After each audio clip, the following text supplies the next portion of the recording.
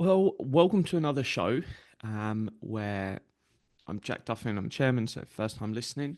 Great for finding us. But it's kind of just a look more what's going on behind the scenes at the club.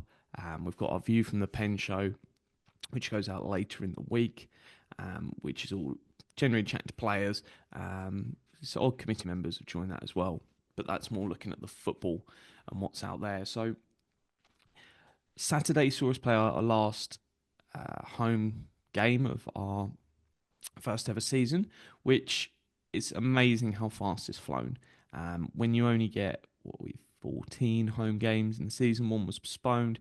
We've had some cup, and we had a lot of friendlies to begin the year, but it soon flies by. But it's one that it's mad. You now turn around and we're in March. And it's going to be sometime early August, I think. So you're looking at like 4.5 months until we play another home competitive league game. There'll be some friendlies, I'm sure. They'll start nice and early as they get the squad ready for next season. But it's crazy that it's flown by already. So just wanted to say thank you to everyone that has been a part of putting on matches, got involved in any aspect of the club, whether you became an owner anywhere else in the world, you donated your time, your money, whatever part that was. Just a massive, massive thank you for allowing us to get this together and launch it. So it's been phenomenal. On Saturday, we had 215 people turn up, which is our biggest ever Saturday attendance. It sits just behind our biggest ever at 237 off the top of my head. And part of the reason for that is we were playing Sudbury Sports, which is a young team, is kind of an academy for Sudbury Football Club.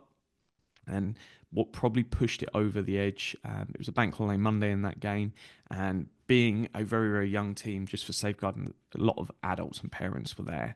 So it's one that the away fan base really pushed us on that one, whereas you're not going to get that really from many other clubs in the league, which is it's not a surprise. But if you've got a load of 16-year-olds play, parents are more likely to go than watch their 28-year-old son play football. There's always going to be that dividing factor. I think any parent might be like, no, that's not me, but you definitely see a drop off in those 12 more years of watching football.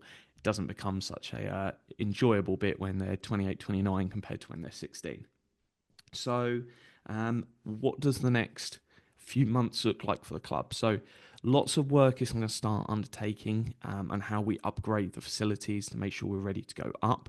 So, there'll be calls going out over the next few months on if there's any different things we can help people. So, if you see any of them, whether they're on Slack, whether they're on email, whether they're on social media, please spread it to anyone you know because it's really, really important. Because hey, we're 100% fan owned football club, so there's not loads of money. We can't just open up the bank of Ryan Reynolds and go, hey, we need that, let's go pay for it. It's one that will need people to give some of their time just to get projects and everything over the line, even if it's just doing something at mates rates rather than free. Anything is helpful. So it's one that we'll put that out in the future, but please, please, please keep an eye out for that. That's going to be massive. We've got 3 games left. So we've got Dedham this week. We've got Sudbury the Saturday after, and we finished with Barnston. Any hope of chasing 6 is basically gone now. I think it's still mathematically possible, but it's one that is not that realistic, and that's because Barnston have been on a great run. So that will be a really, really good game for us to finish the season with as a good test to see ourselves against teams that are in great form and how we perform ourselves. So it's one that we're nicely sat there third best performing team in the second half of the season, but let's bring that home. 3 games left. We get 2 wins and draw. That is phenomenal. In all honesty, we're delivering. We've got over 20 points in the second half of the season. Whatever happens next, we're going to finish really, really positively this season. So it's a testament to all the hard work that's going from the players, the coaching staff, the management. But why not? Let's finish strong, put up as many points as possible, and set ourselves up for success next season. Because people are noticing, there's more messages coming in going, hey, is there a chance to play for the club? There'll be more information coming out. So if you're from a playing perspective, we're keen and working towards hopefully adding a reserve team next season, adding a female first team. So there'll be more opportunities to play. Long term, we've said we want to do a lot whether it's Sunday football, whether it's vets, whether it's disabled football, whether it's youth football. We want to expand into everything, but it's just going to take volunteers. If there's volunteers committed and willing to do things, we can speed up the process. If not, then some stuff just won't happen. And there's some stuff we're doing that if volunteers don't come forward to support that, the odd bits will fall away. And that's just part of what we are. We don't have a staff to go and do things. It's people giving up their time. So if people come forward and give up a little bit of their time just to do odd things, like someone does the match report, someone does the VO, um, the takes the footage and turns it into a highlights package. All of those little things make a massive impact for the more stuff and different bits we can do. So it's just a question of more people come forward, the better the product's always going to be. So think about if there's any little bit of time you can do, but book onto those coaches. That last one in particular will sell out. So don't leave it. Book onto that Barnston coach.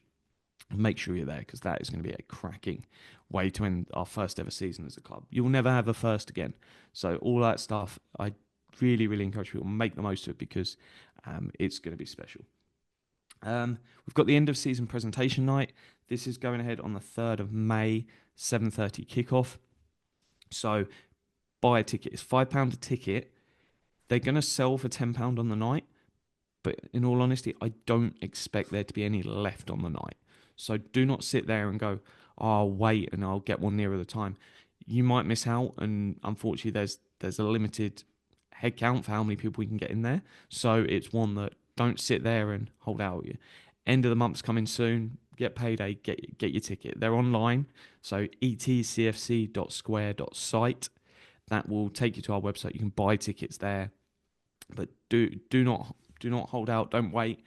Get your tickets ASAP, because you do not want to miss out on that. That's going to be a great night, and just a chance to really celebrate everything we've done over our first ever year.